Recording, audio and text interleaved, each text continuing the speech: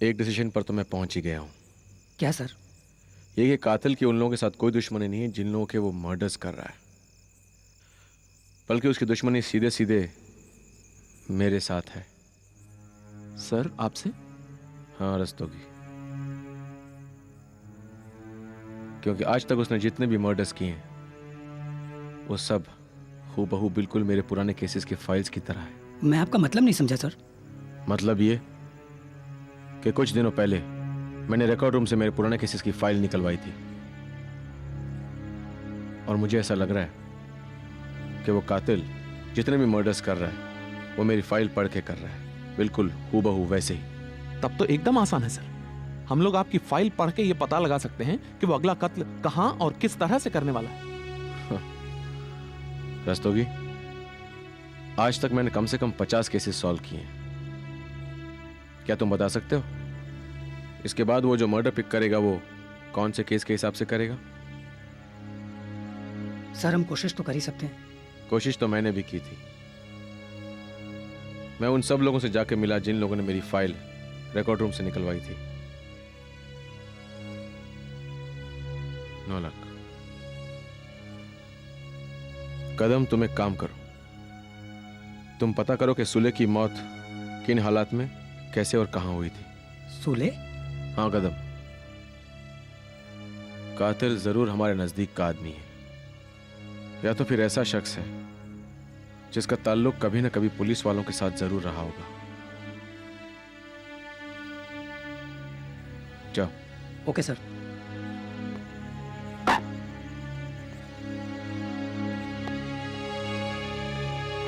Rastogi, sir. तुम खुद मेरे घर जाकर पहरा दो। ये पर्सनल खुन्नस निकालने के चक्कर में कहीं शीतल की जान खतरे में ना आ जाए। आप बिल्कुल फिक्र मत कीजिए सर। हम लोगों के होते हुए भाभी जी को कुछ नहीं हो सकता। You relax sir, please. Bye sir.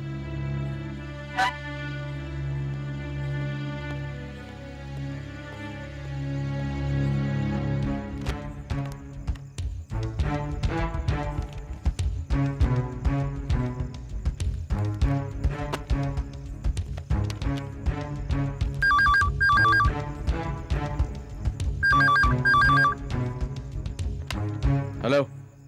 मंजिल के पास आके मैं दूर हो गया हूं, क्यों दिले नादां मैं इतना मजबूर हो गया हूं।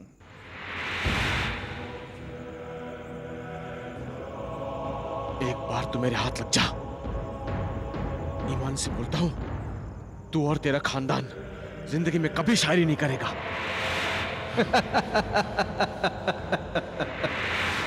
ज्यादा दिन तक हंसेगा नहीं तो जल्द ही मैं तुझ तक पहुंच जाऊंगा। एक बार हाथ लग गया ना, ऐसा रुलाऊंगा साले, ऐसा रुलाऊंगा, याद रखेगा तू। पर अभी जो मैं करने जा रहा हूं उसे देख के तेरी आंखों में आंसू आ जाएंगे इंस्पेक्टर राजीव। क्या क्या करने वाला है तू? क्या करने वाला है तू? बोल। एक झटके में निकली जान, मुर्दा पहुंच गया शमशान। तूने अपना महल बनाया, रह गया आधा मेरा मकान।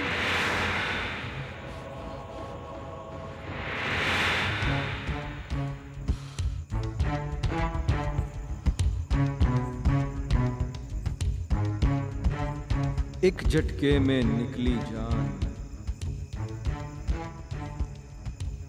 मुर्दा पहुंच गया शमशान।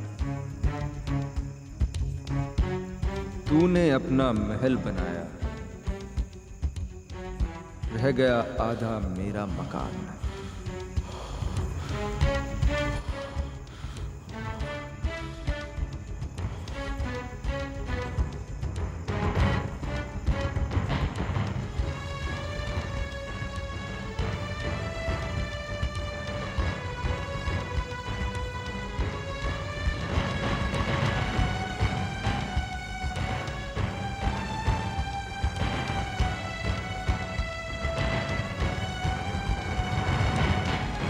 एक झटके में निकली जान, मुर्दा पहुंच गया शमशान। तूने अपना महल बनाया, रह गया आधा मेरा मकान।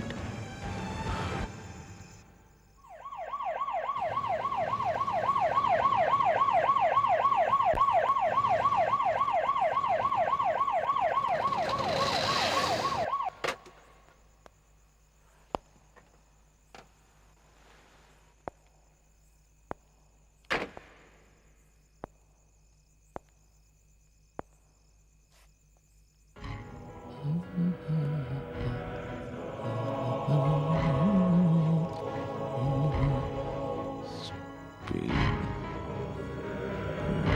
करूं? डायमंड। अच्छा ओके।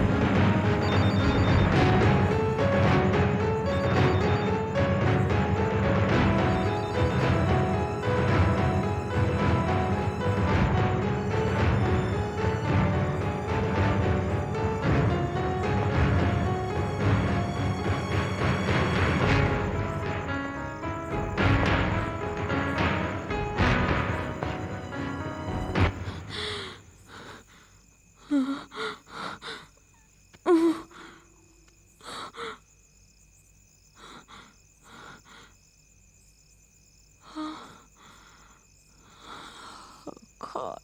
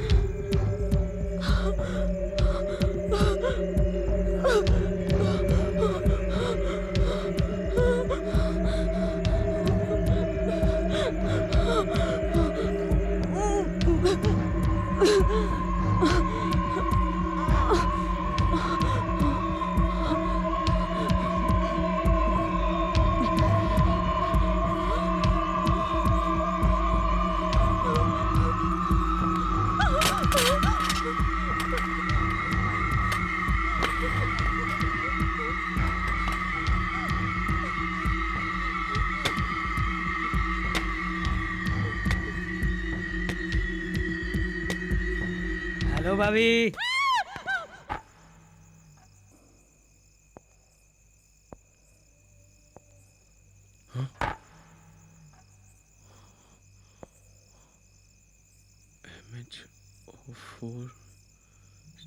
3787.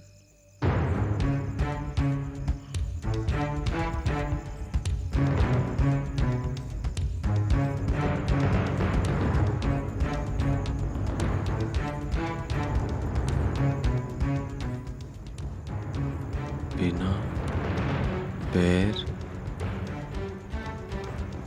क्या करूं मैं तेरा सर भी काटूं बांध के सहरा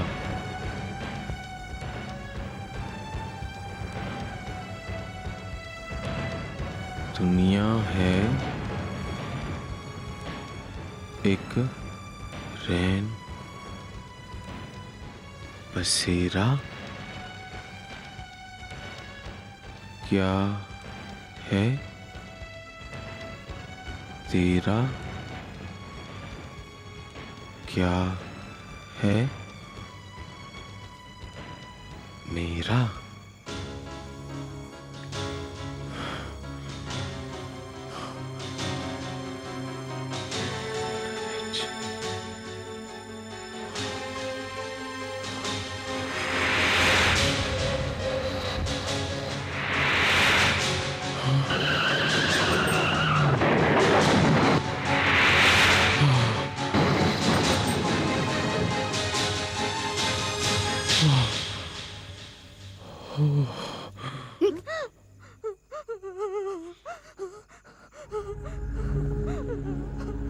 भगवान भी कितना अजीब है भाभी जी, है ना?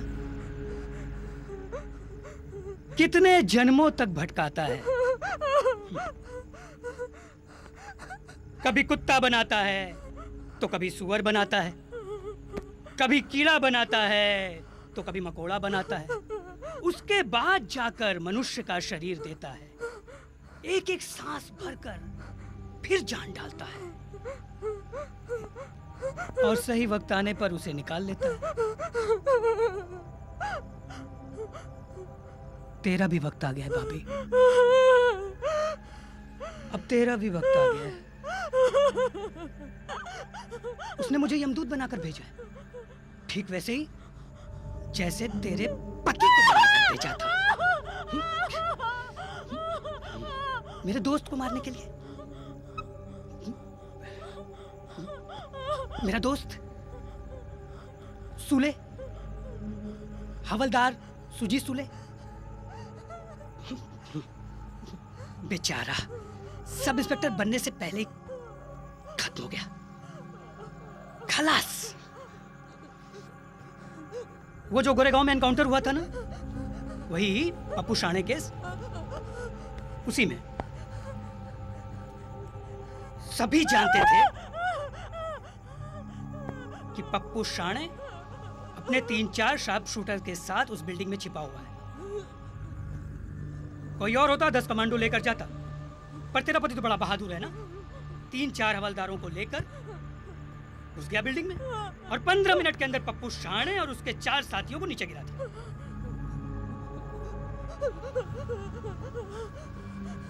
ये अलग बात है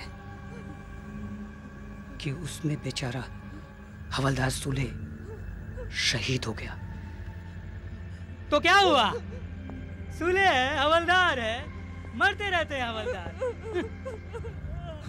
उनकी भी कोई इज्जत है? अरे उसकी छाती पर गोली लगी तो क्या हुआ? तेरे पति की छाती पर तो मेडल लग गया ना।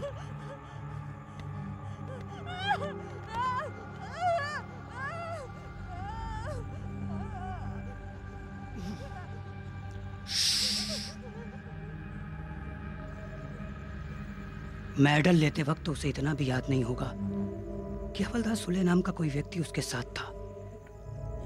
उसे कंपनसेशन मिला या नहीं मिला, उसके बीवी बच्चे खा रहे हैं, भूखे हैं या भीख मांग रहे हैं। उस दिन उसकी बीवी की हालत देखी,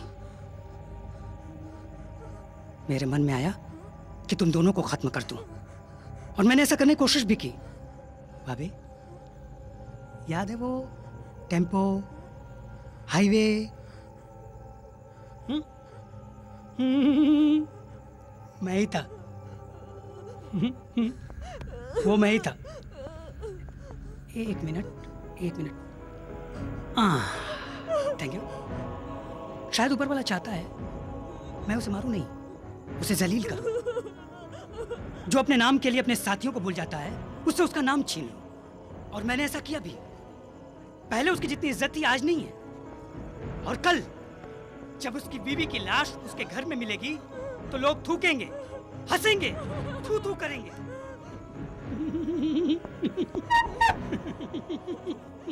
बड़ा मजा आएगा।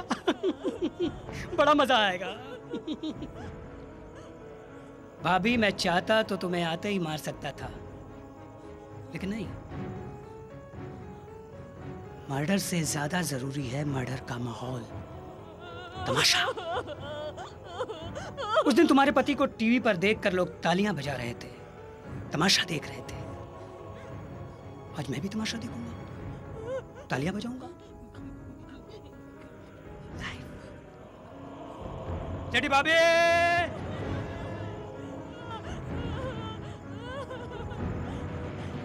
वन,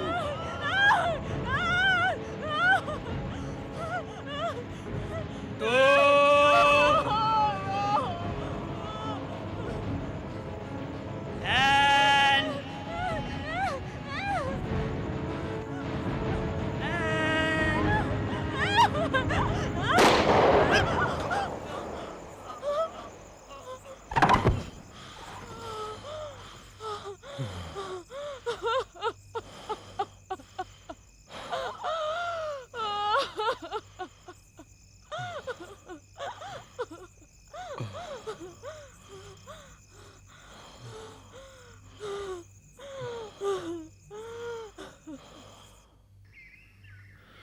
चलिए मैडम, जाऊं अब नौकरी पे? ए, ए, जाऊं अब नौकरी पे? राजीव, वैसे तो तुम्हें 6 सालों से मैं मुजरिमों से लड़ते हुए देख रही हूं, पर आज तुम्हें दोबारा पुलिस स्टेशन जाते देखकर डर सा लगता है।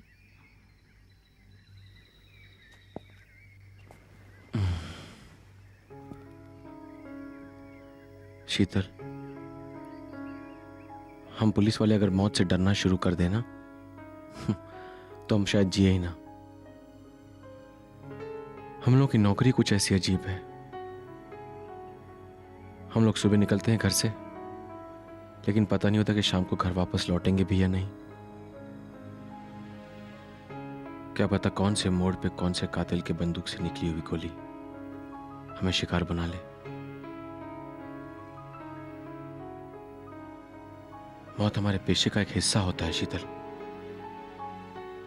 ये हम लोग जानते जरूर हैं, लेकिन कभी कभी समझते नहीं।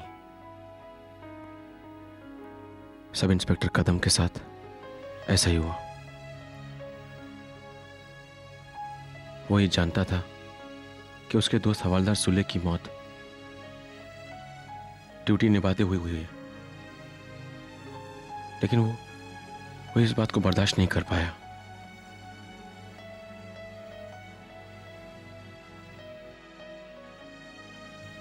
शीतल, तुम हमेशा मेरी ताकत रही हो। दोबारा कभी मुझे ड्यूटी पर जाने से रोकना मत। I'm sorry, Rajiv. I'm really sorry. I love you. I love you.